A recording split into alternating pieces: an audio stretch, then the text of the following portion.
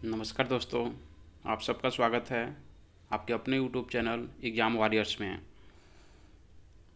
दोस्तों, आप सब जैसे कि देख रहे होंगे ही हमारे स्क्रीन पे कि मैं आप लोगों के लिए आज से पुनः बिहार बीपीएससी, ठीक है, बीपीएससी का प्रैक्टिस सेट लेकर के आया हूँ, जिसका फुल लेंथ टेस्ट आपको कितने मार्क्स का, 150 मार्क्स का, ठीक है। कितना आप लोग जानते ही हैं पहले से कि इसमें पूरे 150 मार्क्स का प्रश्न पूछा जाता है। 150 प्रश्न होते हैं, 150 मार्क्स का पूछा जाता है। तो इसमें आप लोग को फुल लेंथ टेस्ट यहाँ पे देख रहे होंगे। फुल लेंथ टेस्ट कौन सा है? टेस्ट नंबर प्रथम। टेस्ट नंबर प्रथम को जो है, जो कि पीटी के पॉइंट ऑफ व्यू से जो कराया जा रहा है, ये आपको पूरे 150 प्रश्नों का आप लोगों को सोल्यूशन कराया जाएगा और एक विस्तार से सोल्यूशन कराया जाएगा, ताकि आप लोग जो है किसी भी तरह की कोई भी प्रश्न में डाउट आप लोग को नहीं रहेगा। आप लोग को ऑप्शन के माध्यम से जो भी प्रश्न बनेंगे उन सभी प्रश्नों को आसानी से आप लोगों का डिस्कशन कराया जाएगा। ये आपको देख ही रहे हैं, ये किसके द्वारा तैयार किया गया है? आस्था आईएएस के द्वारा किया गया है। जिसका मुख्य ब्रांच की बात करें तो इसके मुख्य ब्रांच आपको मुखर्जी नगर दिल्ली में इसकी मुख्य ब्रांच है, और एक बेहतरीन संस्थान है, और एक बेहतरीन आपको शिक्षकों के द्वारा, एक बेहतरीन विशेषज्ञों के द्वारा ये आपको सेट तैयार किया गया है। तो इसमें कोई डाउट नहीं कि इसमें जो भी प्रश्न होंगे वो सभी एक स्टैंडर्ड लेवल के प्रश्न होंगे, और वो आपको कामयाबी की ओर ले जाने वाले प्रश्न होंगे। तो इसमें जो है हम लोग 150 प्रश्नों को देखेंगे, जो कि 67 यानी 67वें बीपीएससी, जो कि मई प्रथम वीक में इसका पीटी की घोषणा किया गया है, जिसको लेकर के हम लोग आगे बढ़ेंगे, ठीक है। तो हम लोग देखेंगे इसमें प्रश्नों को, किस किस तरह के प्रश्न हैं और ये प्रश्न जो है हम कैसे सॉल्व कर सकते हैं, ठीक है। तो इसमें आप लोग जानते हैं कि पीटी में जो है आपको हर एक तरह की प्रश्नों को आपको पढ़ना पड़ता है, हर एक सब्जेक्ट को पढ़ना पड़ता है, चाहे फिजिक्स हो, केमिस्ट्री हो, मैथ हो, बायोलॉजी हो, हिस्ट्री, पॉलिटी, ज्योग्राफी, जितने भी तमाम पर्यावरण हो, वो सभी प्रश्नों, सभी सब्जेक्ट से प्रश्न आपको पूछे जाते हैं। तो हम लोग आज पूरे 150 प्रश्नों पर चर्चा करेंगे। तो मेरा पहला प्रश्न है, अनुपातिक प्रतिनिधि प्रणाली की व्यवस्था से कोटा निम्न में से कौन सी संख्या होती है? कोटा या गणपूर्ति, कोटा या गणपूर्ति पढ़ते होंगे, ठीक है। तो यहाँ पर पूछा जा रहा है कि अनुपातिक प्रतिनिधि द्वारा कोटा पूछा जा रहा है कि कोटा जो है कौन सी संख्या, कितनी संख्या जब पूरा होती है तो उसको कहा जाता है कि अनुपातिक कोटा जो है पूरा हो गया है। तो इसमें होता है ऑप्शन नंबर जो है 2 देख रहा हूँ, क्या कर रहा है? जितने मत एक सदस्य को निर्वाचित घोषित करने के लिए आवश्यक होते हैं। मीन्स किसी भी प्रत्याशी को, किसी भी निर्वाचित व्यक्ति को जब कब कहा जाएगा कि वो निर्वाचित हो गया है, मीन्स वो जीत गया है, कि उसके पड़ने वाले वोट के एक सदस्य को निर्वाचित घोषित के लिए आवश्यक, जितना आवश्यकता होती है उतना अगर उसको वोट मिल गया तो उसको कहा जाता है कि इसका कोटा जो है पूर्ति हो गया। तो ऑप्शन नंबर इसकी 2 सही उत्तर है। आगे देखेंगे, भारत में दल विहीन प्रजातंत्र की अवधारणा का प्रतिपादन किसने किया था? थोड़ा सा इसको जूम कर देते हैं, बढ़ा देते हैं, ताकि आप लोग को आसानी से प्रश्न स्क्रीन पर दिखे। दल विहीन की बात आती है तो यहाँ पे 2 तरह से प्रश्न पूछे जाते हैं, ठीक है। यहाँ प्रश्न है, भारत में दल विहीन प्रजातंत्र की अवधारणा का प्रतिपादन किसने किया था? तो अवधारणा का प्रतिपादन जो है कई व्यक्तियों के द्वारा किया गया था। इसमें कई लोग थे, जैसे बात करें एम.एन. राय थे, ठीक है, क्योंकि एम.एन. राय भी थे, ठीक है। आपको दल विहीन की बात किए थे, महात्मा गांधी भी किए थे, साथ साथ आपको विनोबा भावे की बात की है तो विनोबा भावे भी थे, जयप्रकाश नारायण थे। लेकिन यहाँ से अगर प्रश्न आपको क्या हो जाएगा, विनोबा भावे भी ऑप्शन के अनुसार, जयप्रकाश नारायण, साथ साथ आपको एम.एन. राय और महात्मा गांधी का भी नाम याद रखना है। तो ऑप्शन नंबर क्या हो जाएगा? 5। साथ साथ यहाँ से प्रश्न अगर थोड़ा सा आपको चेंज किया जाता है, अगर प्रश्न को पूछा जाता है कि दल विहीन प्रजातंत्र की अवधारणा का सिद्धांत किसके द्वारा दिया गया था, ठीक है, सिद्धांत किसके द्वारा दिया गया था? तो आपको जयप्रकाश नारायण के द्वारा दिया गया था, जेपी के द्वारा दिया गया था। तो ये चीज़ को थोड़ा सा डिफरेंस करके देखिएगा कि जब आपको दल विहीन प्रजातंत्र की सिद्धांत पूछा जाएगा तो आपको जयप्रकाश नारायण के द्वारा, और पूछा जाएगा कि इसकी अवधारणा का प्रतिपादन किसने किया था? तो इसमें कई सारे व्यक्ति थे, जैसे महात्मा गांधी भी थे, विनोबा भावे, जयप्रकाश नारायण, एम.एन. राय, ये सभी व्यक्तियों के द्वारा इसकी अवधारणा को प्रतिपादित किया गया था। संघात्मक राज्य के केंद्र और राज्य की शक्तियों में परिवर्तन किया जा सकता है। क्या बोल रहा है? संघात्मक राज्य, संघात्मक मतलब संघ सरकार। जैसे हमारे यहाँ क्या है, सत्ता का जो है विकेंद्रीकरण पर आधारित है। एक केंद्र सरकार होती है, उसकी भी अपनी कानून होती है, एक राज्य सरकार होती है, अपनी भी कानून होती है। केंद्र सरकार संसद वहाँ पे कानून बनाती है, राज्य में विधानमंडल कानून बनाती है। केंद्र सूची, राज्य सूची पढ़े होंगे, कुछ ऐसी सूचियाँ होती हैं जिसके आपको केंद्र और राज्य दोनों के जो है उस पर क्या होता है, कानून बनाने की शक्ति होती है। लेकिन कभी कभी क्या होता है, अगर दोनों कानून बनाता है जैसे समवर्ती सूची पे, तो आपको केंद्र की जो है कानून को मान्य होगा। कुछ अवशिष्ट शक्तियाँ भी होती हैं, जो कि अवशिष्ट शक्तियाँ की ज़रूरत पड़ने पर भविष्य में उसमें रखा जा सकता है किसी भी विषय को, और उस पर कानून बनाने का अधिकार किसको है? तो संसद को है। तो वही पूछा जा रहा है कि संघात्मक राज्य के केंद्र और राज्य की शक्तियों में परिवर्तन किया जा सकता है।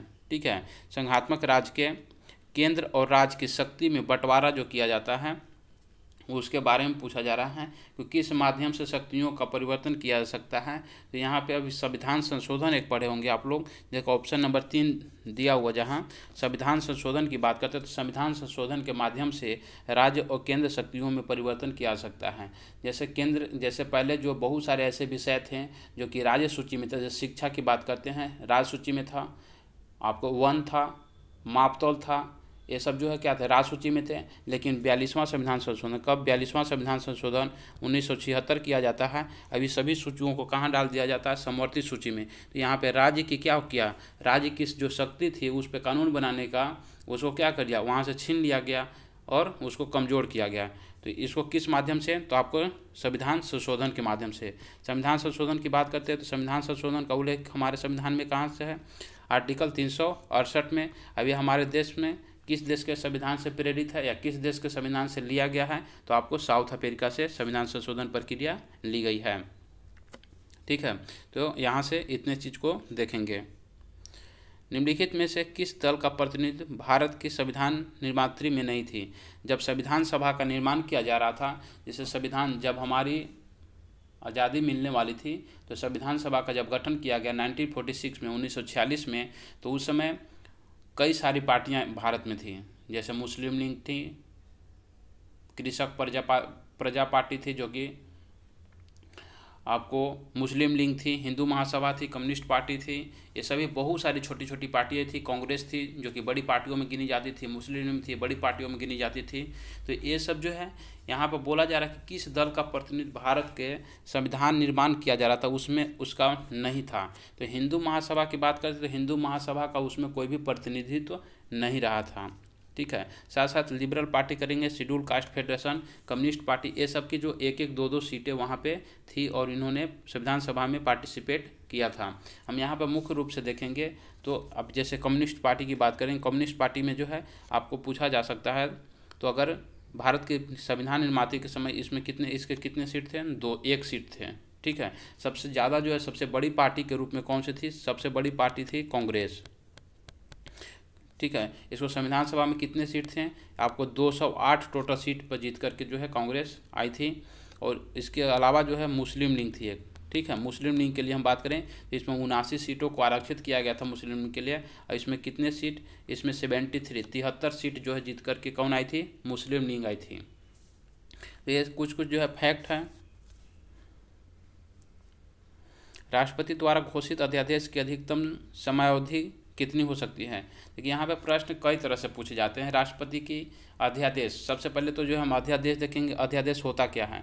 अध्यादेश वैसे समय में लाया जाता है जब संसद का सत्र नहीं चल रहा हो, यानी संसद का सत्र जो है बंद हो, संसद बैठती नहीं है संसद में। ठीक है, तो उस समय अगर राष्ट्रपति को लगता है कि किसी भी विषय पे कानून की ज़रूरत है, तो राष्ट्रपति आपातकाल के समय, आपात स्थिति में क्या करती है? कानून लाती है। उसी को क्या बोला जाता है? अध्यादेश बोला जाता है। ठीक है, और बस एक इसका उल्लेख किस अनुच्छेद में किया गया है? तो आर्टिकल 123 में राष्ट्रपति का अध्यादेश किया गया है। ठीक है, राज्यपाल का अध्यादेश अलग है, राष्ट्रपति का अध्यादेश 123 में किया गया है, जो कि संसद की अनुपस्थिति में क्या किया जा सकता है, राष्ट्रपति द्वारा ये लाया जा सकता है। ठीक है, तो इसकी अधिकतम हम लोग आर्टिकल 85 पढ़े होंगे, 85 में पढ़े होंगे। आर्टिकल 85 के तहत बोलता है कि संसद के दो सत्र के अधिवेशन के बीच जो है कितना समय अंतराल, 6 माह से अधिक समय अंतराल नहीं होनी चाहिए। ठीक है, कितना, 6 माह से अधिक अंतराल नहीं होनी चाहिए। तो 2 सत्र के बीच मान के चलिए ये पहला सत्र समाप्त हुआ, जैसे ही क्या हुआ, राष्ट्रपति ने अध्यादेश ला दिया, तो अब सत्र तो आएगा 6 महीने के बाद। ठीक है, और 6 महीने के बाद आएगा तो कोई ज़रूरी नहीं है कि 6 महीने के बाद आएगा तो उसको जो है तुरंत ही संसद में उसको लाया जाएगा। वहाँ पे समय दिया जाता है कि सत्र शुरू होने के बाद, ठीक है, सत्र शुरू होने के बाद कितना, 6 सप्ताह। ठीक है, तो अधिकतम जो है कितना हो गया आपको, 6 महीना तो आपको सत्र के बीच की समय अवधि हो गया, और सत्र शुरू होने के बाद भी कितना, 6 सप्ताह। तो 6 सप्ताह 42 दिन आपको ये लगभग हो गया। तो 6 महीना और 42 दिन यानी कि लगभग कितना हो जाता है, 7.5 महीना। तो उसी के अनुसार आपको यहाँ पर दिया गया है, आपको ऑप्शन यहाँ पर दिया गया है, कितना दिया है, 6 माह दिया गया है, 6.5 माह दिया गया है और 7 माह दिया गया। तो ये ऑप्शन क्या हो जाएगा, ऑप्शन नंबर 5, यानी कि क्योंकि 7.5 माह के आसपास पहुँच जा रहा है तो यहाँ पे ऑप्शन ई सही हो जाएगा। ऑप्शन, आपको प्रश्न ऐसे भी पूछा जाता है कि सत्र शुरू होने के बाद, ध्यान से सुनिएगा, सत्र शुरू होने के बाद अध्यादेश की अधिकतम अवधि कितनी होती है। तो सत्र शुरू होने के बाद कितना होती है, अधिकतम 6 सप्ताह यानी कि 6 सत्ते 42 दिन। टोटल समयावधि अधिकतम समयावधि क्या होगी आपको, 6 महीने प्लस 42 दिन।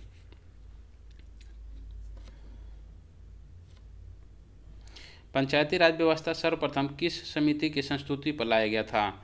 पंचायती राज व्यवस्था की बात करें तो पंचायती राज व्यवस्था की शुरुआत आपको बलवंत राय मेहता समिति के द्वारा किया गया था। और कि ये पूछा जाता है कितने स्तरीय था, तो 3 स्तरीय था। पूछा जाता है 3 स्तरीय पंचायती राज व्यवस्था का प्रारंभ किसके द्वारा किया गया, तो बलवंत राय मेहता समिति द्वारा किया गया। कब किया गया, 1957 में। इसका डेट पूछा जाता है आपके 1977 में अशोक राय मेहता समिति आई, जो कि कितने स्तरीय थी, 2 स्तरीय थी।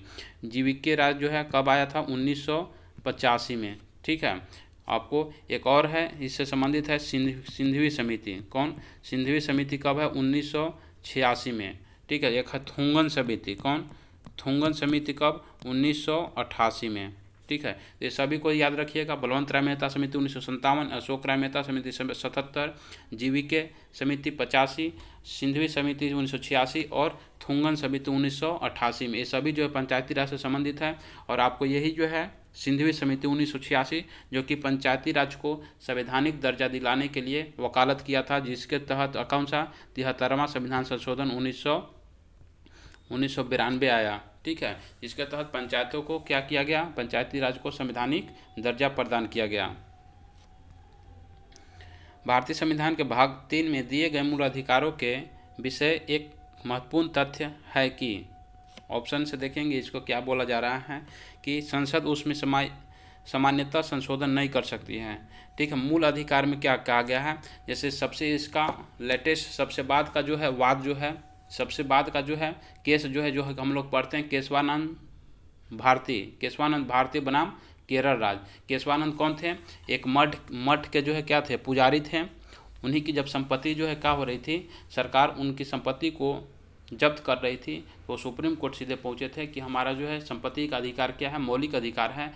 वहीं जो है आपको 73वां संविधान संशोधन आया, और 73वां नहीं, वहीं जो है केशवानंद भारती बनाम सुप्रीम कोर्ट में जो केस गया, और सुप्रीम कोर्ट ने ये जजमेंट दिया कि आप मूल अधिकारों में संशोधन कर सकते हैं। ठीक है, क्योंकि मूल अधिकार क्या है, वाद योग है, इसमें संशोधन कर सकते हैं, लेकिन यहाँ पे एक लेकिन लगा दिया कि आप मूल ढांचा में किसी भी प्रकार की परिवर्तन नहीं होना चाहिए। क्या, मूल ढांचा में कोई भी परिवर्तन नहीं होना चाहिए। ठीक है, इसमें इसके अनुसार क्या हो जाएगा, संसद उसमें सामान्यतः संशोधन नहीं कर सकती है, सामान्य रूप से उसको संशोधन नहीं कर सकती है, यह अधिकार संसद को नहीं है।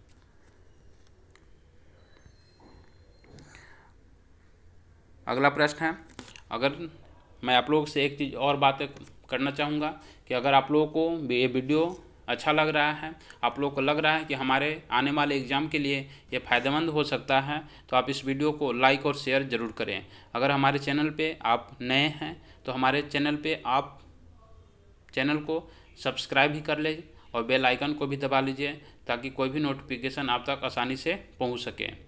ठीक है। अब एक चीज़ और सूचना मैं आप लोग को बता दूं कि आज से हमारे चैनल पे बिहार दरोगा, कौन सा, बिहार दरोगा, जो हमारे एग्ज़ाम वॉरियर्स टेलीग्राम ग्रुप है, वहाँ पे बिहार दरोगा प्रैक्टिस सेट बिल्कुल फ्री कराई जा रही है, जो कि पूर्णतः आपको बिहार दरोगा मेंस के सिलेबस पे ही आधारित है, जो आप लोगों को फ्री वहाँ पे कराई जा रही है, जो कि सुबह 9:30 बजे आप लोगों को प्रश्न पत्र वहाँ पर दे दिया जाएगा PDF के माध्यम से, और उसका आंसर की आपको रात 8 बजे दिया जाएगा, ताकि आप उसके आंसर को आसानी से मिला सकें और वो आप अपना मार्क्स हमारे व्हाट्सएप ग्रुप में भेज दें। तो आप अगर इंटरेस्टेड हैं, आप बिहार दरोगा PT की जो है क्वालिफाई कर चुके हैं, तो आप बिहार दरोगा मेंस की टेस्ट सीरीज लगा सकते हैं। अगला प्रश्न है, भारतीय संविधान में किस संशोधन द्वारा अनुच्छेद 352 में आंतरिक उपद्रव के स्थान पर सशस्त्र विद्रोह शब्द जोड़ा गया? आप लोगों को याद होगा कि आपको 1976 ठीक है, 1976 का याद होगा कहानी, जब इंदिरा गांधी थी, भारत में आपातकाल जो चल रहा था, उस समय आर्टिकल 352 ठीक है के तहत क्या कर दिया गया, आंतरिक उपद्रव को हटाकर क्या कर दिया गया, सशस्त्र विद्रोह जोड़ दिया गया। पहले हमारे संविधान में क्या था, आंतरिक अशांति के आधार पर आप क्या कर सकते हैं, देश में आपातकाल लगा सकते हैं। अब इसी के तहत जो है क्या की थी, इंदिरा गांधी ने आपातकाल पूरे भारत में लगाई थी। जब इसे ही मोरारजी देसाई की सरकार आई, ठीक है, उनकी सरकार ने 44वां संविधान संशोधन किया, कब, 1978 में, और आपको आंतरिक उपद्रव को हटाकर क्या कर दिया, सशस्त्र विद्रोह कर दिया गया। तो कौन सा संविधान संशोधन, 44वां संविधान संशोधन, कब, 1978 में, किसके द्वारा, प्रधानमंत्री मोरारजी देसाई के द्वारा। ठीक है।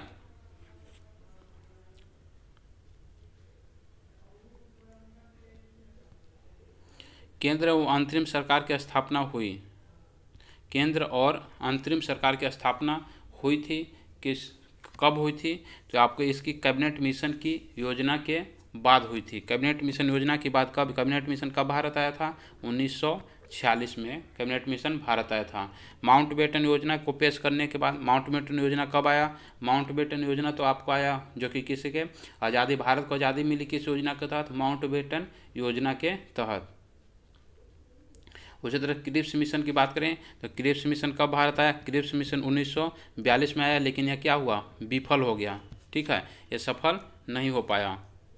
संविधान का अनुच्छेद 51 का क क्या कहता है, 51 क, जैसे हमेशा कभी आप आर्टिकल देखेंगे क ख ग ए बी सी डी, तो इससे ही आपको पता चल जाएगा कि ये आर्टिकल जो है, अनुच्छेद जो है, आपको संविधान में मूल संविधान का हिस्सा नहीं है, बल्कि बाद में इसको जोड़ा गया है, तब ABCD इसको किया गया है। तो 51 क भी क्या है, मौलिक कर्तव्य से संबंधित है, और यह मौलिक कर्तव्य जो है कब जोड़ा गया था, 42वां संविधान संशोधन 1976 में इंदिरा गांधी की सरकार के द्वारा जोड़ा गया था। क्योंकि यहाँ पूछा जाता प्रश्न, मौलिक कर्तव्य जो है मूल संविधान का हिस्सा है या नहीं है, तो हिस्सा नहीं है, क्योंकि यह क्या कब जोड़ा गया, 1976 में जोड़ा गया। और उस समय भी कितने मौलिक कर्तव्य जोड़े गए थे, 10 जोड़े गए थे, जो वर्तमान में कितना है, मौलिक कर्तव्य 11 हैं। तो इसका सही उत्तर क्या हो जाएगा, मूल्य कर्तव्य हो जाएगा। ठीक है। संपत्ति का अधिकार किस अनुच्छेद में है, 300 का क, यानी कि 300 का 1 में। मौलिक अधिकार की बात करते हैं तो मौलिक अधिकार जो कहाँ से कहाँ तक, 12 से 35 आर्टिकल तक मौलिक अधिकार है, जो कि टोटल कितने अधिकार हैं, 6 मौलिक अधिकार प्राप्त हैं।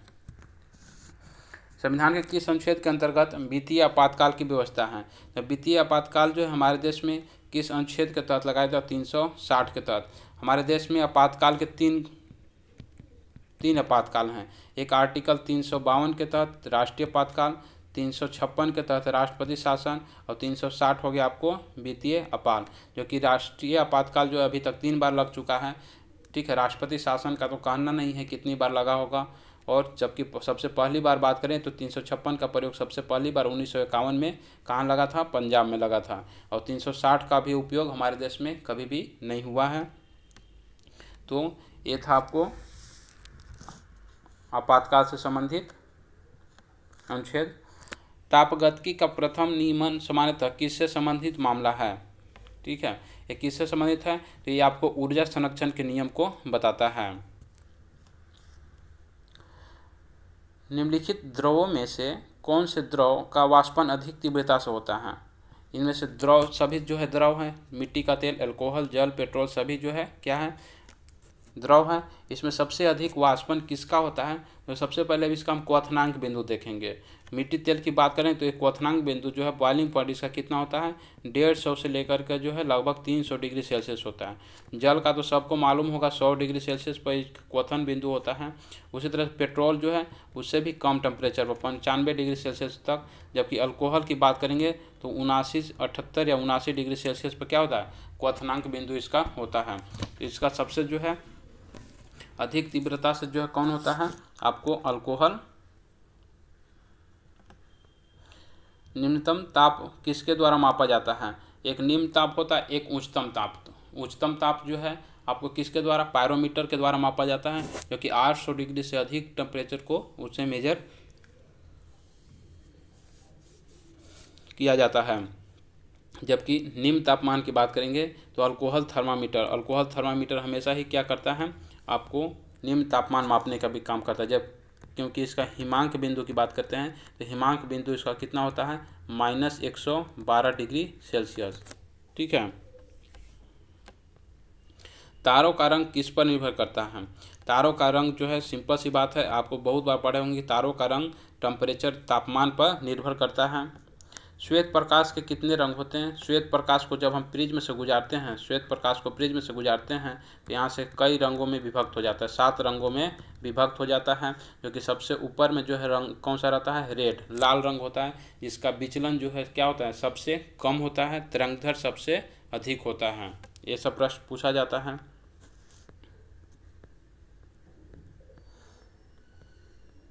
आगे देखेंगे, सूर्योदय और सूर्यास्त के समय वायुमंडल में लालिमा किस कारण छा जाती है? लालिमा मतलब एक लाल दिखने लगता है, क्यों? तो यहाँ पे सूर्य के परिकरण के कारण सूर्योदय और सूर्यास्त के समय वायुमंडल क्या दिखने लगता है? लाल दिखने लगता है। तो ऑप्शन नंबर 2 इसका सही उत्तर है कि सूर्य का प्रकाश के प्रकीर्णन की प्रक्रिया के कारण ये सब घटनाएं होती है।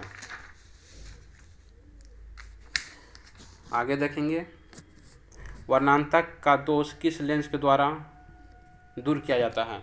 वर्णांतता मैंने बता दूं, वर्णांतता एक ऐसी रोग है, एक आनुवांशिक रोग है, जेनेटिक्स रोग है। ठीक है, जिसे हम ठीक नहीं कर सकते हैं। तो इसको जो है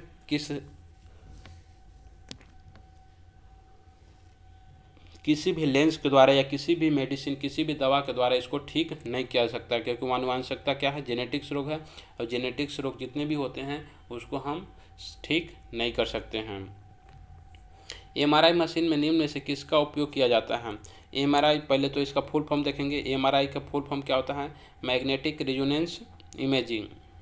मैग्नेटिक रेजोनेंस इमेजिंग, इसमें किसका प्रयोग किया जाता है? इसमें आपको चुंबकीय तरंग का प्रयोग किया जाता है। एक्स किरण का प्रयोग कहाँ पे? एक्स किरण क्या है? विद्युत चुंबकीय तरंग है। अब एक्स किरण का प्रयोग किस में करते हैं? तो आपको एक्स किरण का प्रयोग एक्सरे के रूप में किया जाता है। प्राध्वनिक विमान नामक एक प्रघातित तरंग पैदा करते हैं। प्राध्वनिक, ठीक है, ये जो है बहुत अधिक साउंड जहाँ से निकलता है उसको प्राध्वनिक बोलते हैं।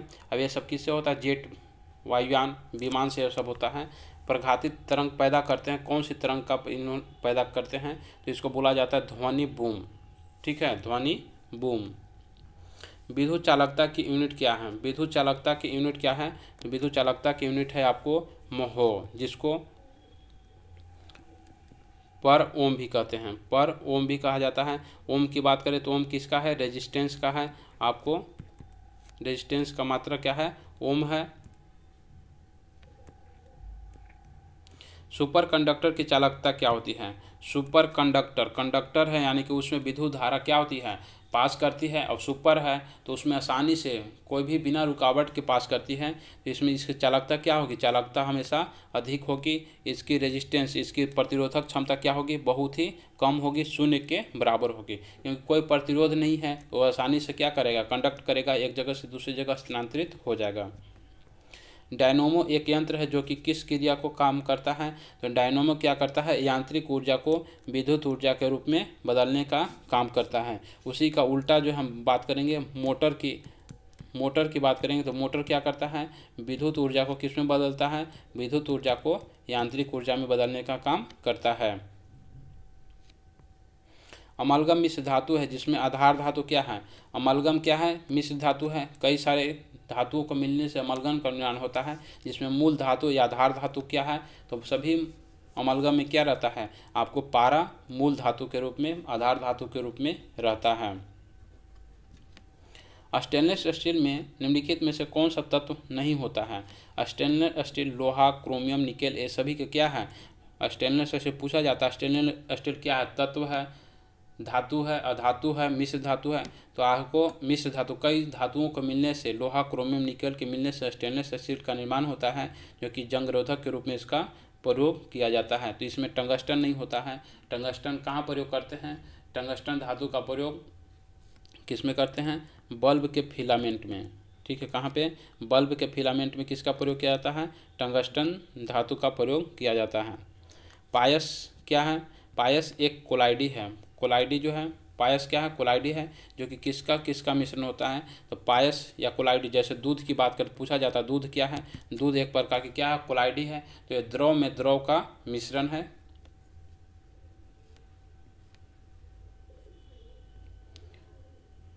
अगला प्रश्न है, जल गैस किसका मिश्रण, जल गैस CO कार्बन मोनोऑक्साइड और H2 हाइड्रोजन का मिश्रण होता है, जो कि ऑप्शन नंबर 3 है।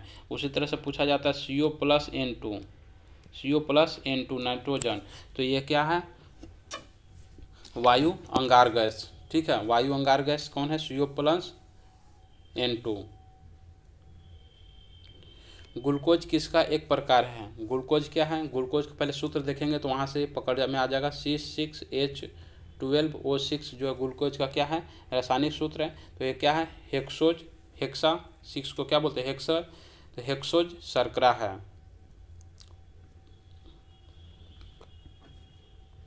न्यूक्लियर रिएक्टरों में भारी जल का उपयोग शीतलक के रूप में किया जाता है।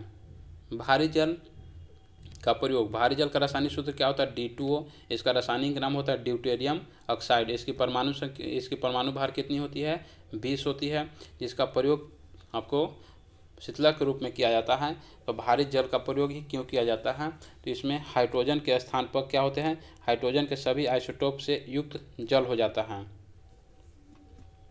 देखिए हाइड्रोजन का स्थान कौन ले लेता है, ड्यूटेरियम ले लेता है, इसलिए H2O की जगह क्या हो जाता है, D2O ड्यूटेरियम ऑक्साइड हो जाता है। मानव शरीर में प्रचुर मात्रा में कौन सा तत्व पाया जाता है, तो मानव शरीर में सबसे अधिक मात्रा में क्या पाया जाता है, आपको जल पाया जाता है, ऑक्सीजन पाया जाता है। कितना, 65% तक आपको ऑक्सीजन पाया जाता है। कार्बन की बात करें तो कार्बन शरीर में जो कितना, कार्बन लगभग 20% तक पाया जाता है। मानव शरीर में संक्रमण को रोकने में मदद करने वाला विटामिन कौन सा है, तो संक्रमण को रोकने वाला या एंटीबायोटिक के रूप में काम करता है, या हमारे इम्यून सिस्टम को बढ़ाने का काम करता है, विटामिन A। ठीक है, विटामिन C जो है, आपको विटामिन C से कौन सी बीमारी होती है, स्कर्वी होती है। विटामिन B से कौन सी बीमारी होती है, आपको बेरी होती है। विटामिन D से कौन सी होती है, सूखा रोग। ठीक है, हड्डी संबंधी बीमारी होती है। विटामिन D जिसका रासायनिक नाम कैल्सीफिरोल है।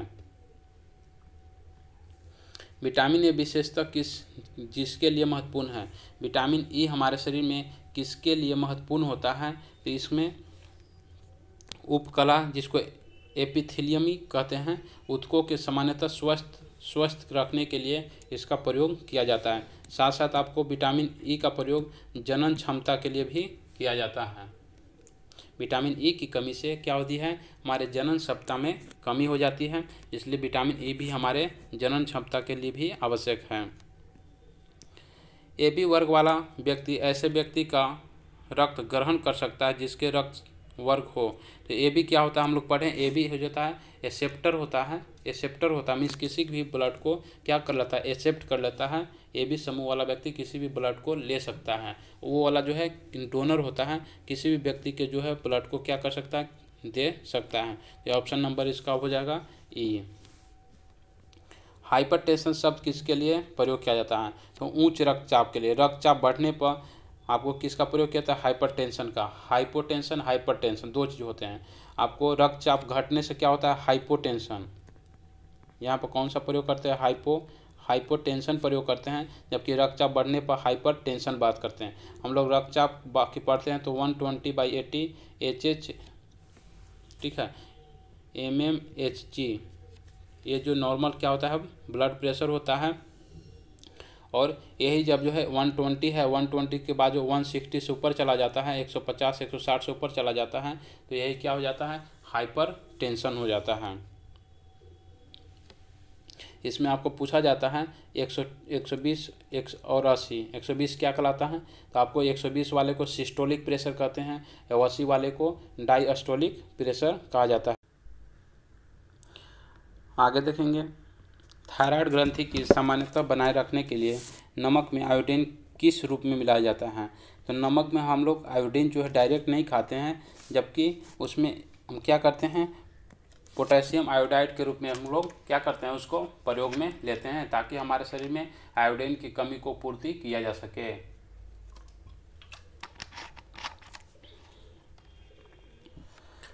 आगे देखेंगे,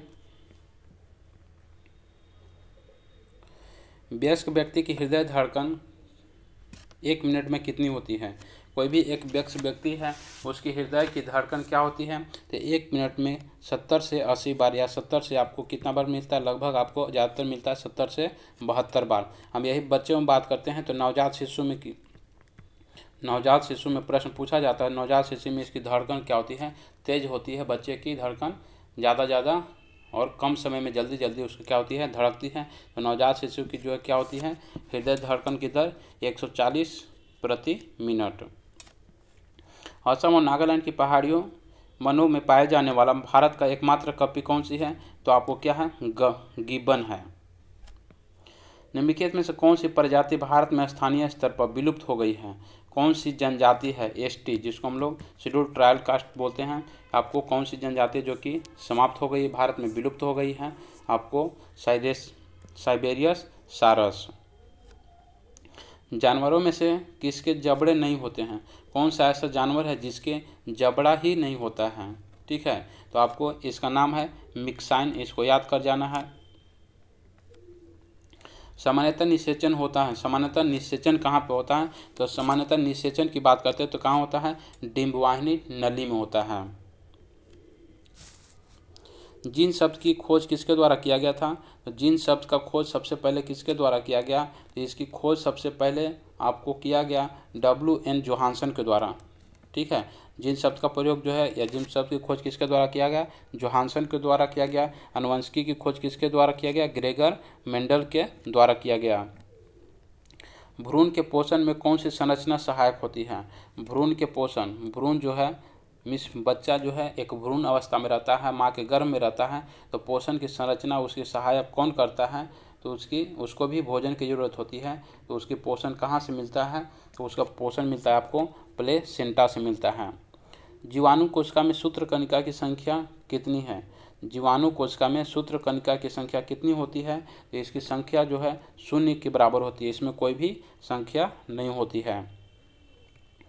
पक्षियों को उड़ने से रोकने की प्रक्रिया क्या कहलाती है, पक्षियों को उड़ने से रोकने वाली प्रक्रिया जो है किस नाम से जानी जाती है, तो इसको पेकिंग के नाम से जानी जाती है। क्या, पेकिंग के नाम से जानी जाती है। बुशमैन का निवास स्थान कहाँ पे है, बुशमैन कालाहारी, बोत्सवाना, दक्षिण पश्चिम अफ्रीका। बुशमैन जनजाति कहाँ पे रहती है, कालाहारी में रहती है, दक्षिण पश्चिम अफ्रीका, अफ्रीका के दक्षिण पश्चिम में रहती है, ठीक है। एक प्रकार की क्या है, ये जनजाति है। बुशमैन की बात करेंगे तो ये मुख्य रूप से जो है क्या होती है, खाना बदोश होता है सब।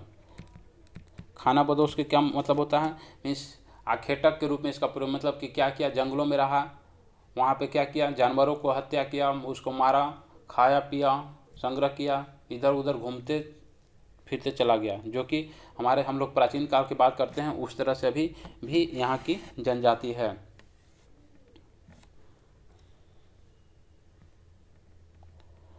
कोहरा की स्थिति बताती हैं, ठीक है। कोहरा की स्थिति क्या बताती है, तो आपको बताती है तापमान की विलोमता। कोहरा जब होता है तो वहाँ पे क्या होती है, तापमान की विलोमता। तापमान क्या होता है, आपको कोहरा में तापमान की नॉर्मलता घट जाती है, टेम्परेचर वहाँ पे डाउन हो जाता है। जापान विश्व का अग्रणी औद्योगिक राष्ट्र बन गया, इसका कारण क्या है, इसका कारण जो है इसके पास एक ही जो है चीज़ है कि इसके पास उच्च तकनीक क्षमता है, जिसके कारण यह जो है छोटा देश होते हुए भी यहाँ पे इतने भूकंप आते रहते हैं, इतना जो समस्या से जूझने के बाद भी क्या हो गया, हर चीज़ में, टेक्नोलॉजी में, चाहे और भी विकास में, औद्योगिक क्षेत्र में क्या हो गया, आगे की ओर अग्रसर हो रहा है। संयुक्त राज्य अमेरिका की गेहूँ की पेटी पाई जाती है, कहाँ पे पाई जाती है, किस क्षेत्र में पाई जाती है, तो ये आपको कहाँ पे, संयुक्त राज्य अमेरिका की बात किया जा रहा है, तो ये पेटी पाई जाती है आपको बड़े मैदानी क्षेत्रों में। कौन सी नदी सबसे बड़ा डेल्टा निर्माण करती है, निम्न में से जो है नील नदी जो है कि कहाँ से निकलती है, इसको मिस्र का देन भी कहा जाता है। नील नदी को मिस्र का देन भी कहा जाता है, जो कि विश्व की सबसे बड़ी डेल्टा का निर्माण भी करती है। भारत में कौन सी मृदा सर्वाधिक क्षेत्रफल पर फैली हुई है, भारत में सर्वाधिक मृदा की बात करेंगे तो सर्वाधिक मृदा आपको कौन सी है, जलोढ़ मृदा है, जिसको हम जलोढ़ मृदा को हम दो भागों में बांटते हैं, एक को हम कहते हैं खादर, एक को बोलते हैं हम बांगर। पुराना वाला को बोलते हैं बांगर, नया वाला को बोलते हैं खादर। जलोढ़ मिट्टी की बात करें तो जलोढ़ मिट्टी भारत में सबसे अधिक मात्रा में है, और कितनी प्रतिशत तक है, 43-44% तक है। कितना परसेंट, 43% सबसे अधिक मात्रा में आपको जलोढ़ मिट्टी का विस्तार है। भारत में भ्रंश घाटियों में बहने वाली नदियां कौन सी हैं, तो भ्रंश घाटी में बहने वाले सबसे महत्वपूर्ण नदी में आपको नर्मदा नदी है। भ्रंश घाटी वही होता है जो कि पहाड़ों से काट करके, पहाड़ों के जो है तोड़ करके, पहाड़ को काट करके गुफा की टाइप पर जो है बनाता है और वहाँ से निकलती है, तो उसकी क्या बोलता है, भ्रंश घाटी से बहने वाली नदी, ठीक है। अब यहाँ पे एक और पूछा जाता है कि ये जो है आपको नर्मदा जो है कहाँ से निकलती है, अमरकंटक, मध्य प्रदेश के अमरकंटक से निकल के कहाँ चली जाती है, अरब सागर में जाके मुहाना बनाती है। और ये आपको डेल्टा नहीं बल्कि एस्चुअरी बना, जितनी भी पहाड़ी नदियाँ होगी वो डेल्टा नहीं बनाएगी, वो क्या बनाती है, एस्चुअरी बनाती है, एस्चुअरी का निर्माण करती है। पूछा जाता है प्रश्न, इनमें से कौन सी नदी डेल्टा का निर्माण नहीं करती है, या इनमें से कौन सी नदी एस्चुअरी का निर्माण करती है, तो नर्मदा, ये सब जो है ताप्ती नदियाँ क्या बनती हैं, डेल्टा की जगह एस्चुअरी का निर्माण करती है।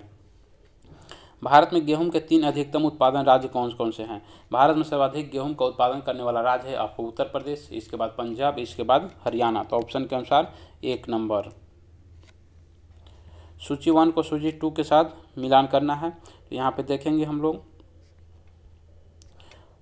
भद्रावती कहाँ पे है, भद्रावती की बात करते हैं हम, तो भद्रावती है आपको कर्नाटक में। कहाँ पे है, कर्नाटक में। उसका स्थान दे दिया गया है केम्मनगुड्डी, कर्नाटक।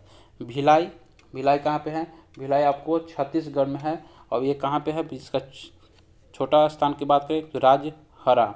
जमशेदपुर जानते ही होंगे, जमशेदपुर झारखंड, और यहाँ पे है गुरुमहिसानी में। कुल्टी कहाँ है, आसनसोल, पश्चिम बंगाल में।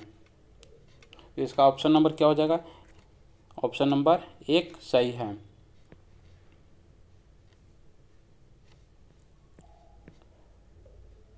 अगला प्रश्न देखेंगे, निम्नलिखित में से कौन भारत की सीमा में स्थित एकमात्र सक्रिय ज्वालामुखी है, तो बैरन जो है आपको पढ़ते होंगे आप लोग, अंडमान निकोबार द्वीप समूह यहाँ पे, ठीक है। अंडमान निकोबार द्वीप समूह में हमारे 2 ज्वालामुखी है, एक नारकोंडम, एक बैरन। नारकोंडम जो है सुषुप्त ज्वालामुखी है, इसमें कभी भी उद्गार नहीं हुआ है, बहुत सालों से नहीं हुआ है। और आपको बैरन क्या है, सुषुप्त है, इसमें कभी कभी उद्गार होते रहता है, तो बैरन इसका सही उत्तर है। यहाँ पे हम लोग मिलान करेंगे, इनमें से कौन सा सुमेलित नहीं है। जलोढ़ मृदा, जलोढ़ मृदा की बात करते हैं तो जलोढ़ मृदा भारत में सर्वाधिक मात्रा में है, और किस किस क्षेत्र में है, किस किस राज्यों में इसका विस्तार है, उसके बारे में हम लोग देखेंगे। तो कौन सुमेलित नहीं, जलोढ़ मृदा उत्तर प्रदेश भूमि सही है। रेगुड़ जो कि आपको महाराष्ट्र में, लाल एवं पीली मिट्टी कहाँ पे पाई जाती है, तो आपको छत्तीसगढ़ में लेटेराइट मिट्टी पंजाब नहीं। लेटराइट मिट्टी की बात करेंगे तो लेटराइट मिट्टी कहाँ पे पाई जाती है? मालाबार तट केरल में पाई जाती है। तो ऑप्शन नंबर 4 आपको क्या है? मिलान सही नहीं है। नागा जनजाति की बस्तियां सामान्यतः अवस्थित होती हैं। नागा कहाँ पे होती है? तो ये आपको कटक शिखरों पर होती हैं। उकाई परियोजना किस नदी पे है? तो उकाई परियोजना आपको ताप्ती नदी पे है। और कहाँ पे है? तो आपको गुजरात में स्थित है। गोंडवाना भूभाग के टूटने का क्रम प्रारंभ हुआ था। गोंडवाना जो लैंड है, ठीक है, गोंडवाना लैंड जो है, जो कि इसका टूटने का प्रारंभ किस युग में हुआ था उसके बारे में पूछा जा रहा है। तो ये आपको जुरेसिक युग में इसकी प्रारंभ हो गई थी। जीवक राजा का राजवैद था। जीवक किस राजा का राजवैद था?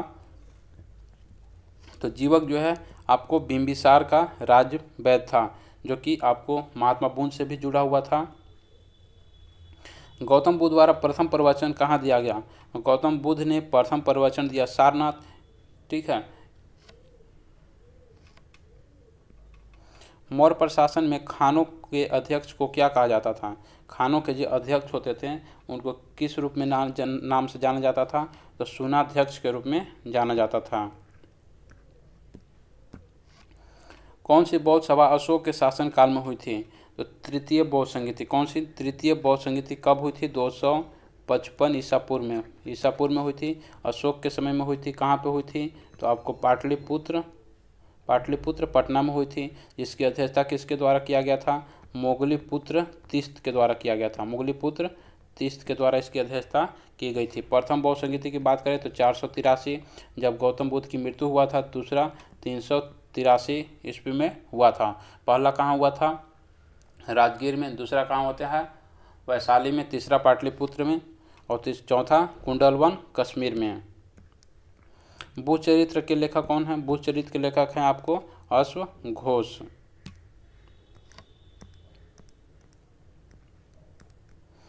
अगला प्रश्न है, महाभारत का मौलिक नाम क्या है? महाभारत का मौलिक नाम है आपको जय संहिता। विजयनगर के कृष्णदेवराय का राजकवि कौन था? विजयनगर के कृष्णदेवराय की राजकवि कौन था? ये राजकवि था अलसनी पेदना।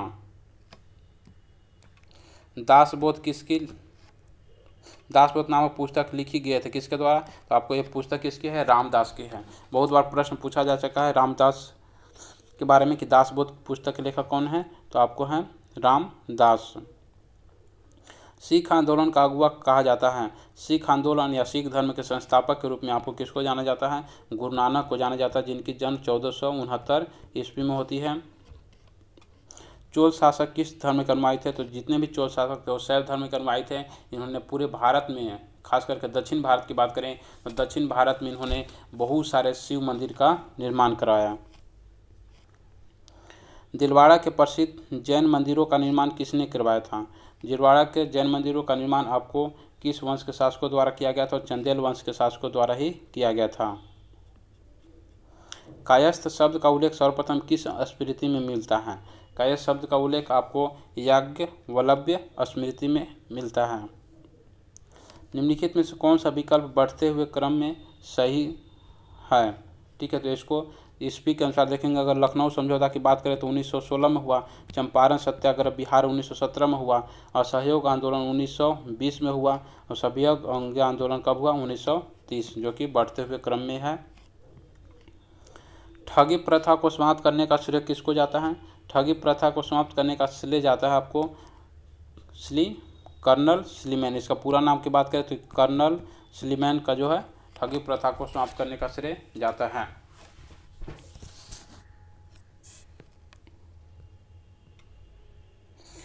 पूना पैक्ट पर हस्ताक्षर हुए थे।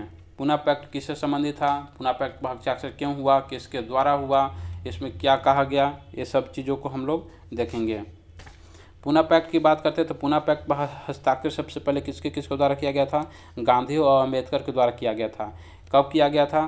तो आपको 26 सितंबर 1932 को। कब किया गया? 26 सितंबर 1932 को। इसका छोटा देश भी पूछा गया है, तो गांधी द्वारा किया गया। इसमें क्या कहा गया? इसमें दलित वर्ग के लिए, किसके लिए? दलित वर्ग के लिए राजनीति और किसमें? राजनीति और शिक्षा में आरक्षण की व्यवस्था की बात कही गई। आरक्षण का जन्म इसी पूना पैक्ट से हो जाता है, जो कि आज़ादी के समय भी हमारे संविधान में इसका उल्लेख किया गया है। ब्रिटिश हाउस ऑफ कॉमन का चुनाव लड़ने वाले प्रथम व्यक्ति कौन थे? तो प्रथम व्यक्ति थे आपको दादा भाई नौरोजी थे, जो कि इनकी बात करें दादा भाई नौरोजी को तो 1892 से लेकर के 1895 तक क्या रहे आपको ब्रिटिश कॉमन का जो है सदस्य भी रहे। गदर पार्टी की स्थापना किसके द्वारा किया गया था? गदर पार्टी की स्थापना की बात करें या गदर आंदोलन की स्थापना की बात करें तो गदर आंदोलन की स्थापना जो किसके द्वारा किया गया था? आपको लाला हरदयाल के द्वारा किया गया था। लाला हरदयाल के द्वारा किया गया था। कब किया गया था? तो इसका भी छोटा डेट आपको इम्पोर्टेंट है, 1 नवंबर 1913 को किया गया था। कहाँ पे? सैन फ्रांसिस्को अमेरिका में किया गया था। जबकि सोहन सिंह भाकना के द्वारा बात करेंगे तो सोहन सिंह भाकना ने उसी समय 1913 में युगांतर आश्रम की स्थापना किया। किसका? युगांतर आश्रम की स्थापना सोहन सिंह भाकना के द्वारा किया गया। राजा राममोहन राय द्वारा प्रकाशित पत्र का नाम क्या था? संवाद कौमुदी। ये बहुत ही पॉपुलर है, बहुत सारे एग्जामों में पूछा जा चुका है। संवाद कौमुदी किसका जो है पत्र था? तो आपको राजा राम मोहन राय का। यहाँ भी जो है आपको डेट ईस्वी के अनुसार आपको सजाना है। देखेंगे पहले इसको। अगस्त प्रस्ताव की बात करेंगे तो अगस्त प्रस्ताव कब आया? 1940 में आया। मंत्रिमंडल मिशन की योजना कब आया? 1946 में। क्रिप्स मिशन कब भारत आया? 1942 में। और बेवल योजना कब आया? 1945 में, जो कि उस समय गवर्नर जनरल कौन था? बेवल ही था। तो इसके अनुसार कौन हो जाएगा? आपको ऑप्शन नंबर 3। 1857 की क्रांति के निम्नलिखित नेताओं में से किसका वास्तविक नाम रामचंद्र पांडुरंग था? रामचंद्र पांडुरंग किसका नाम था? तो तात्या टोपे का अन्य नाम क्या था? रामचंद्र पांडुरंग। भारतीय राष्ट्रीय कांग्रेस का एकमात्र अधिवेशन जिसे महात्मा गांधी के द्वारा संबोधित किया गया और वह संपन्न हुआ, इसको कौन सा था? बेलगांव अधिवेशन 1924, जिसकी अध्यक्षता महात्मा गांधी के द्वारा किया गया और एकमात्र अधिवेशन कांग्रेस का जिसकी अध्यक्षता महात्मा गांधी ने किया। निम्नलिखित में से किसने बंगाल के विभाजन जो कि 1905 में हुआ के विरोध में आंदोलन का नेतृत्व किया था? तो इसका नेतृत्व किसके द्वारा किया गया था? सुरेंद्र नाथ बनर्जी के द्वारा किया गया था। अब ये आपको 1905 में हुआ बंगाल विभाजन। ठीक है।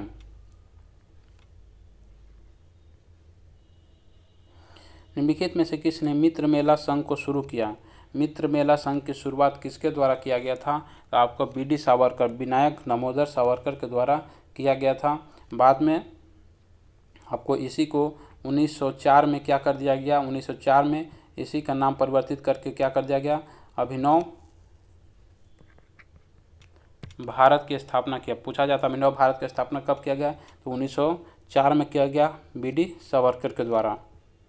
निम्नलिखित में से किसने 1920 के नागपुर के भारतीय राष्ट्रीय कांग्रेस के अधिवेशन में असहयोग प्रस्ताव को प्रस्तावित किया? 1920 के नागपुर अधिवेशन में किसके द्वारा प्रस्तावित किया गया? तो उस समय थे कौन? सी.आर. दास, चित्तरंजन दास, जो कि सुभाष चंद्र बोस के राजनीतिक गुरु थे। सती प्रथा पर पाबंदी किसने लगाई? सती प्रथा पर पाबंदी जो है सबसे पहले लॉर्ड विलियम बेंटिंक ने लगाया था। और इस जो है किसके सहयोग से? तो आपको राजा राम मोहन राय के सहयोग से। निम्नलिखित में से किस तिथि को मुस्लिम लीग ने सीधी कार्यवाही दिवस के रूप में सुनिश्चित किया? सीधी कार्यवाही दिवस डायरेक्ट पूछा जाता है आपसे 16 अगस्त 1946 को। भारतीय संविधान का सर्वप्रथम संशोधन कब हुआ? भारतीय संविधान जब बनकर के तैयार हुआ और पूर्णतः संविधान कब लागू हुआ? तो 26 जनवरी 1950 को, क्योंकि हमारा गणतंत्र कब हुआ भारत? 26 जनवरी 1950 को। उसी दिन संपूर्ण संविधान लागू हुआ। तो सर्वप्रथम संशोधन कब हुआ भारत में? 1951 में सर्वप्रथम संशोधन होती है। उसी समय एक अनुसूची भी जोड़ा जाता है, नवी अनुसूची भी जोड़ी जाती है। निम्नलिखित में से सर्वप्रथम भगवद गीता का अंग्रेजी अनुवाद किसने किया? भगवद गीता का प्रथम अंग्रेजी अनुवाद आपको चार्ल्स विल्किंस के द्वारा किया जाता है। कब किया जाता है? 1784 में किया जाता है। इन्होंने चार्ल्स विल्किंस ने ही 1787 ईस्वी में किसका हितोपदेश जिसके लेखक कौन है, नारायण पंडित। हितोपदेश नामक जो पुस्तक है उसका भी अनुवाद किया था। यहाँ से मैथ है, आप लोग को आंसर यहाँ पर बता दिया जाएगा क्योंकि यहाँ पे इतने स्पेस नहीं है जो कि मैथ का सॉल्यूशन किया जा सके। आप लोग को पीडीएफ की ज़रूरत होगी तो आप लोगों को पीडीएफ भेज दिया जाएगा, जिसके माध्यम से आप आसानी से भी आप टेस्ट देना चाहें तो आप टेस्ट भी दे सकते हैं। तो 87 का हम देखेंगे तो यहाँ पे इसका ऑप्शन नंबर हो जाएगा कौन, सी नंबर ऑप्शन। उसी तरह से 88 की बात करेंगे कि यदि किसी आयत की लंबाई चौड़ाई की दुगनी एवं आयत की परिमाप 150 मीटर है तो आयत की परिमाप जानते ही हैं 2 इंटू लंबाई प्लस चौड़ाई, वहाँ से आपको निकाल लेंगे। जैसे आयत की परिमाप आप जानते ही हैं 150, 2 इंटू लंबाई प्लस चौड़ाई, तो लंबाई आयत की लंबाई चौड़ाई से दुगनी है। ठीक है, आयत की लंबाई क्या है, चौड़ाई से दुगनी है, तो यहाँ से कर लेंगे 2 इंटू एक्स प्लस 2x यानी 3x हो जाएगा, 3 दूना 6 हो जाएगा, 6x हो जाएगा। 6 से इसको डिवाइड करेंगे तो कितना हो जाएगा, 3 से काटे 3 दूना 6, 3 पचे 15, 50 और यानी कि ये 25 हो जाएगा। तो आयत की लंबाई निकाले, आयत की लंबाई कितना हो जाएगा, 25 दूना 50, ऑप्शन नंबर 3। यहाँ पे इतना स्पेस नहीं है दोस्त कि मैं आप लोग को सॉल्यूशन उस तरह से कर सकूँ, तो आप लोग को मैं फ़िलहाल आंसर यहाँ से बता दूँगा। रेलगाड़ी की लंबाई 110 मीटर है, उसकी और इसकी चाल 36 किलोमीटर प्रति घंटा है, तो प्लेटफॉर्म पार करने में लगा समय जो है क्या हो, चाल बराबर हम क्या करेंगे, दूरी। रेलगाड़ी की जो है लंबाई कितना 110 है, इसकी चाल 36 किलोमीटर प्रति घंटा, 70 मीटर लंबे प्लेटफॉर्म को पार करने में। ठीक है, कितना है, 36 किलोमीटर प्रति घंटा की स्पीड से चलती है। तो ठीक है, ऊपर कितना हो जाएगा, 180 हो जाएगा। 36 किलोमीटर को इसको मीटर पर सेकंड में अगर हम बांटते हैं तो 5/18, 18 दूना 36, 2 5 दूना 10 यानी कि कैंसिल हो जाएगा, 0 0 18 सेकेंड हो जाएगा। ऑप्शन नंबर 4 आपका सही आंसर है। ठीक है, तो आप इसको मैथ में कुछ जान नहीं है और बीपीएससी में मैथ इतना खास भी होता नहीं है, 10 प्रश्न आपको रहेंगे, लेकिन आपको फिर भी इसको इग्नोर नहीं करना, छोड़ना नहीं है। उसी तरह से जो है आप ये भी प्रश्न बन जाएगा। 90 की बात करेंगे 48, 91 की बात करेंगे तो इसका सही उत्तर हो जाएगा आपको 4 अंकों की सबसे बड़ी संख्या बताएं जो इतना इतना 9 से विभाजित हो जाएगा। तो इसको आप आसानी से जो क्या कर सकते हैं, इसके आप बना सकते हैं। 92 का देखेंगे, 2 क्रमागत बटा 20% 10% के समतुल्य बटा क्या है, यहाँ से निकाल लेंगे। अगर आप सिंपल से निकालने से 100 का 20 निकालेंगे तो कितना हो जाएगा 20, फिर कितना बच गया 80, 80 का 10% निकालेंगे तो कितना हो जाएगा 8, यानी कि 20 और 8 28, कितना हो जाएगा, ऑप्शन नंबर 3। 93 की बात करेंगे, 93 का ऑप्शन नंबर आपको 4 सही आंसर है।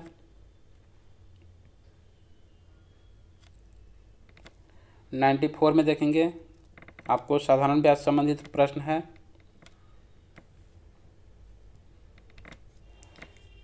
नाइन्टी 95 की बात करेंगे तो 95 का जो है इसका सही उत्तर हो जाएगा आपको ये नंबर ऑप्शन 56 किलोग्राम।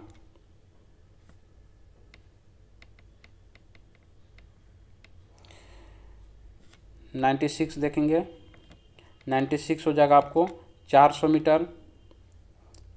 यहाँ से फिर जो है प्रश्न आपका आ जाता है, प्रथम बौद्ध संगीति का आयोजन किसके शासनकाल में हुआ था, तो प्रथम बौद्ध संगीति अजात शत्रु, प्रथम का अजात शत्रु, दूसरा सबाकामी, तीसरा मोगलीपुत्र और चौथा होता है आपको कनिष्क। बिहार से प्राप्त होने वाले अशोक के स्तंभ से कौन सी नहीं है, तो आपको रुमुदय जो है कि आपको बिहार से प्राप्त नहीं हुआ है। पावापुरी किस धर्म के संबंधित हैं, पावापुरी किससे संबंधित है, आपको जैन धर्म से संबंधित है, जो कि कहाँ पे है, आपको बिहार राज्य में ही स्थित है। बिहार का सूबेदार शाइस्ता खां किसके शासनकाल में था, किसके शासनकाल में वो था इस समय, तो उस समय जो है शाहजहाँ के शासनकाल में जो है शाइस्ता खां जो है कहाँ का, बिहार का सूबेदार था। शेर शाह द्वारा पटना के नवनिर्माण का वर्णन किस रचना में मिलती है, पटना का नवनिर्माण का वर्णन आपको तारीख़ दाऊदी में मिलता है, किसमें, तारीख़ दाऊदी में।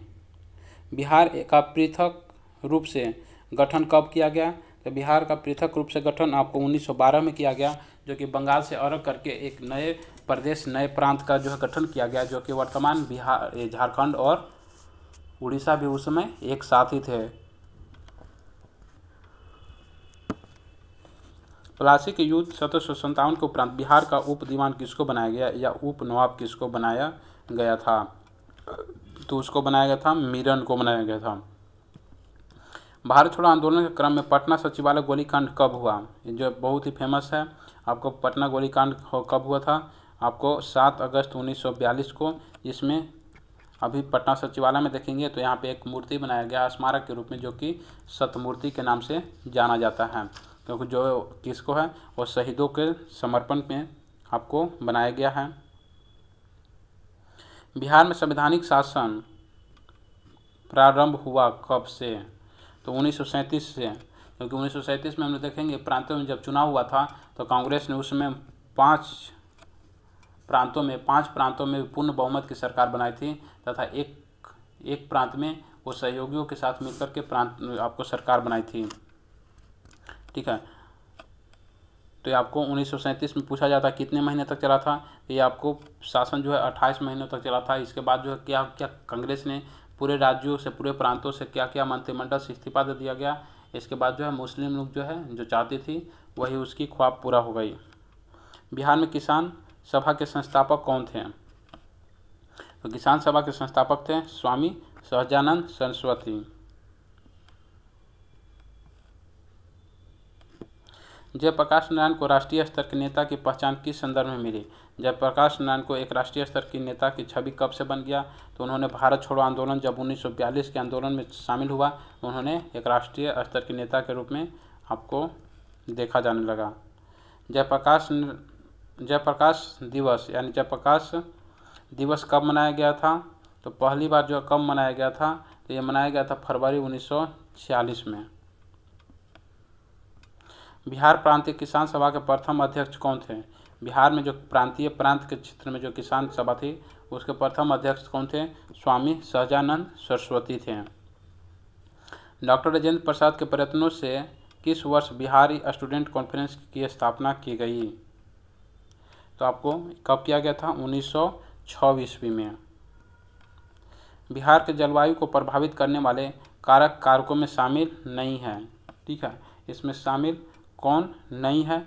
तो कर्क रेखा पर स्थिति ये तो है, बंगाल की खाड़ी से निकटता ये भी है, नॉर्वेस्टर ये नहीं है, आपको हिमालय की स्थितियाँ ये भी नहीं है। तो ऑप्शन नंबर कौन हो जाएगा? ई। कोसी नदी की अपवाह प्रणाली कैसी है? कोसी नदी की जो अपवाह प्रणाली है वो किस पर आधारित है? तो आयताकार प्रवाह प्रणाली पर आधारित है। कौन पे?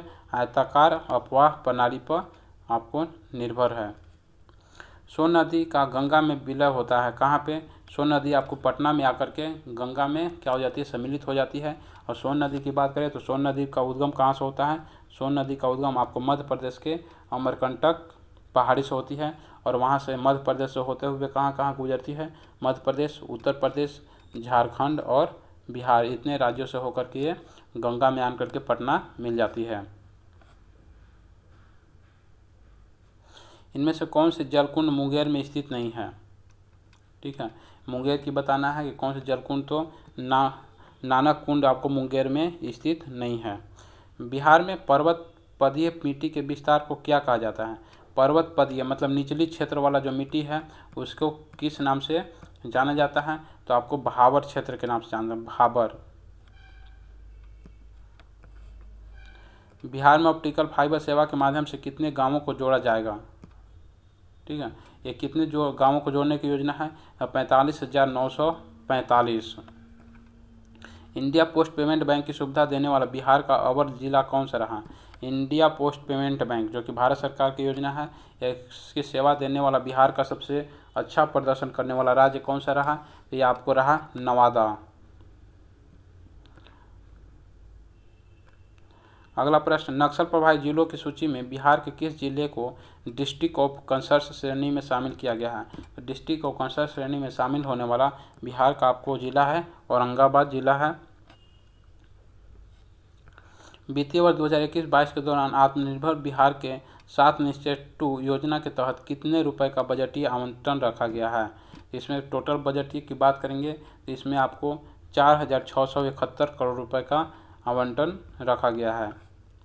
प्रति व्यक्ति आय के अनुसार बिहार का सबसे गरीब जिला बिहार आर्थिक सर्वेक्षण 2020-21 के अनुसार कौन है? यानी कि बिहार में जो 38 जिले हैं उसमें सबसे गरीबी स्थिति किस राज्य में है? तो आपको शिवहर में है। ठीक है, यहाँ जनसंख्या घनत्व भी पूछा जाता है। बिहार के सर्वाधिक जनसंख्या घनत्व वाला जिला कौन है? तो आपको है शिवहर। बिहार के किस जिले में के रानीगंज वृक्ष वाटिका में बिहार का दूसरा चिड़ियाघर 2021 में स्थापित किया जाएगा? 2021 में ही इसका काम चल रहा है। तो आपको है यह किस जिला में है? तो आपको है अररिया में। जमीनी बातें बिहार के किस विभाग का जागरूकता अभियान है? एक जागरूकता अभियान है जिसका स्लोगन दिया गया है जमीनी बातें। मीन्स जमीन की बात करें, सबसे जो है निचले स्तर के लोगों की बात करें, आपको गांव की इलाका की बात करें, क्योंकि हमारा देश जो है गांवों से आता है। तो ये आपको स्लोगन दिया गया है किस मंत्रालय किस विभाग के द्वारा दिया गया है? तो आपको भूमि सुधार एवं राजस्व विभाग, इसके द्वारा भूमि सुधार और राजस्व विभाग के द्वारा ये स्लोगन जारी किया गया है।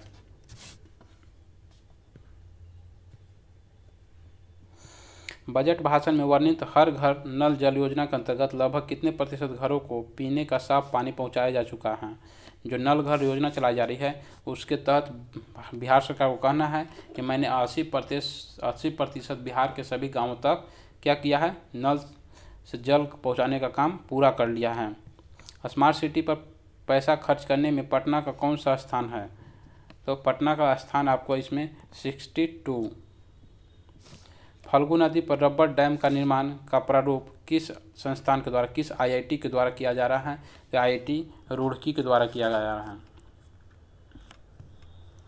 बजट 2021-22 में स्वास्थ्य और खुशहाली के लिए बजट आवंटन में कितने प्रतिशत की बढ़ोतरी की गई है? तो इसकी बढ़ोतरी जो है कितना प्रतिशत की किया गया? 137%, जो कि काफ़ी बजट बढ़ोतरी की गई है। मित्रा स्कीम बजट 2021-22 में चर्चा में क्यों है? यह स्कीम किससे संबंधित है? तो मित्रा स्कीम जो है आपको टेक्सटाइल से संबंधित है, जिसमें कई टेक्सटाइल पार्क को खोलने की योजना इसके तहत बनाई गई है। आर्थिक समीक्षा 2020-21 में किस नोबेल पुरस्कार से सम्मानित व्यक्ति की चर्चा की गई, जिन्होंने कहा कि अत्यधिक अनिश्चितता की स्थिति में जीवन का कम से कम नुकसान होने की रणनीति बनानी जानी चाहिए? तो ये किया गया था हेंसन एंड सार्जेंट के द्वारा। मिशन पोषण 2.0 में कितने कार्यक्रम अभियान को विलय करने की योजना सरकार की है? तो इसमें जो है दो अलग अलग कार्यक्रम को इसमें सम्मिलित करने की योजना बनाई गई है। अनवरत योजना का प्रतिपादन किसके द्वारा किया गया था? अनवरत योजना या रोलिंग प्लान के नाम से जानते हैं। तो इसकी जो आपको किसके द्वारा किया गया था प्रतिपादन? गुनार्ड मिडल के द्वारा किया गया था। लॉरेंज वक्र को किसने विकसित किया? लॉरेंज वक्र और गिनी गुणांक, ये दोनों जो है आपको पूछा जाता है। आपको किसके द्वारा विकसित किया गया था? मैक्स ओ लॉरेंज के द्वारा किया गया था। ये लॉरेंज वक्र किसको बताता है? तो आपको गरीबी सीमा को या गरीबी रेखा को निर्धारित करने का एक वक्र है। विनिवेश कमीशन का गठन किस वर्ष किया गया था? विनिवेश कमीशन का गठन आपको 1996 में की जाती है, जिसमें सेंसेक्स बॉम्बे स्टॉक एक्सचेंज का प्रचलित सूचकांक BSE कितने शेयरों पर आधारित है? तो इसमें टोटल शेयर कितना है? तो टोटल 30 शेयरों पर यह आधारित है। वर्ष 2021 में पद्म भूषण पुरस्कार प्राप्त करने वाले बिहार के व्यक्ति कौन हैं? 2021 में पद्म भूषण किस बिहारी को दिया गया है? तो आपको रामविलास पासवान को मरणोपरांत दिया गया था। हाल ही में G20 की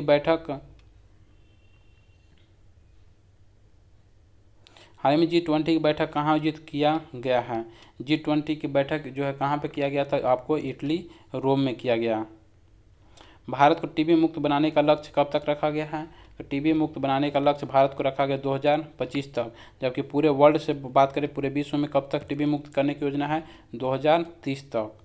आशीर्वाद योजना की शुरुआत कहाँ से किया गया है? किस राज्य के द्वारा किया गया है? आशीर्वाद योजना किया गया है उड़ीसा सरकार नवीन पटनायक के द्वारा किया गया है। आहार क्रांति मिशन की शुरुआत किस मंत्रालय ने किया है? आहार की इसकी शुरुआत किया गया है स्वास्थ्य एवं परिवार कल्याण मंत्री के द्वारा किया गया है। क्योंकि स्वास्थ्य मंत्री की बात करेंगे तो स्वास्थ्य मंत्री कौन है? अभी मनसुख मांडविया है। स्मार्ट किचन योजना की शुरुआत कौन सी राज्य सरकार ने किया?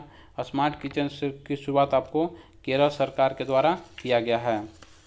कू ऐप लॉन्च किया गया। कू ऐप जो है किसके द्वारा लॉन्च किया गया है? तो कू ऐप किस लॉन्च किया गया आपको केंद्र सरकार के द्वारा, जो कि ट्विटर के मुकाबला करने के लिए, किसके, ट्विटर का ऑप्शन देने के लिए, ट्विटर के मुकाबला करने के लिए कू ऐप को आपको भारतीय द्वारा विकसित किया गया है और इसको केंद्र सरकार के द्वारा लॉन्च किया गया है। दूसरे खेलो इंडिया विंटर गेम का उद्घाटन प्रधानमंत्री के द्वारा कहाँ पे किया गया, तो इसका उद्घाटन आपको गुलमर्ग जम्मू कश्मीर में किया गया है। IPL 2021 का विजेता कौन है, आपको चेन्नई सुपर किंग्स था, जबकि उप विजेता कौन था, KKR कोलकाता नाइट राइडर्स था। अरोमा मिशन की शुरुआत किस राज्य या केंद्र शासित प्रदेश के द्वारा किया गया है, अरोमा मिशन की शुरुआत आपको जम्मू कश्मीर सरकार के द्वारा किया गया, जो कि वहाँ पे कौन है, उपराज्यपाल हैं। उपराज्यपाल कौन थे, वो अभी वर्तमान में मनोज सिन्हा हैं।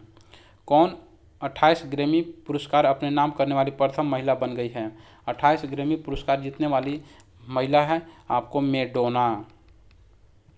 भारत के पहले खेल मध्यस्थता केंद्र का उद्घाटन कहाँ किया गया, खेल मध्यस्थता केंद्र के उद्घाटन आपको किया गया है अहमदाबाद गुजरात में, जिसकी उद्घाटन किसके द्वारा, किरण रिजिजू के द्वारा किया गया है।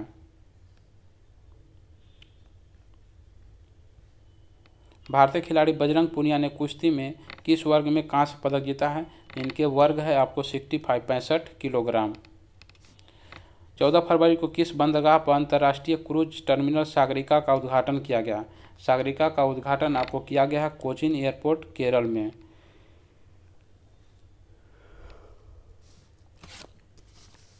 COP26 का आयोजन कहाँ पे किया गया है, COP26 का आयोजन आपको स्कॉटलैंड ग्लासगो में किया गया है।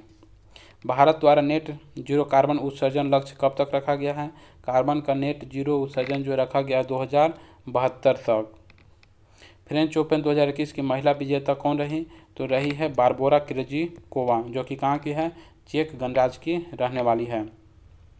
तो आज का ये 150 प्रश्न था, जो कि 150 प्रश्नों को हम लोग ने कम समय में ज़्यादा से ज़्यादा रिवीजन करने का कोशिश किया और उसके जितने भी फैक्ट एक्स्ट्रा फैक्ट थे उस एक्स्ट्रा फैक्ट को भी बताने का कोशिश किया। अगर ये वीडियो हमारा आप लोगों को पसंद आता है, अच्छा लगता है, तो हमारे वीडियो को लाइक शेयर और सब्सक्राइब हमारे चैनल को भी कर लें, ताकि कोई भी नोटिफिकेशन आप तक आसानी से पहुँच सके। और मैं आप लोग को फिर से एक बार बता दे रहा हूँ कि आज से हमारे चैनल पर बिहार दरोगा, ठीक है, बिहार ASI मेंस की आपको प्रैक्टिस सेट शुरू की जा रही है, जिसके माध्यम से आप आसानी से बिहार दरोगा मेंस की तैयारी कर सकते हैं। और हमारे आप यूट्यूब चैनल के माध्यम से और एग्ज़ाम वॉरियर्स, ठीक है, एग्ज़ाम वॉरियर्स टेलीग्राम ग्रुप आप जुड़ें और वहाँ पे आप लोगों को PDF के माध्यम से प्रश्न पत्र दिया जाएगा, ताकि आप बना सकें और अपने नंबर को, अपने कितना सही प्रश्न किया, कितना गलत किया, टोटल मार्क्स आप हमें शेयर कीजिए। जो आप लोग को टेलीग्राम ग्रुप पे एक नंबर दे दिया गया है, उस नंबर पे आप आसानी से वहाँ कर सकते हैं। तो आज के लिए इतना ही, धन्यवाद। फिर हम अगले टेस्ट को लेकर के आएंगे, जो कि मैंने कई ऐसे टेस्टों को सोल्यूशन करके रखा हूँ ताकि आप लोगों के साथ शेयर कर सकें। तो धन्यवाद दोस्तों, फिर मिलते हैं।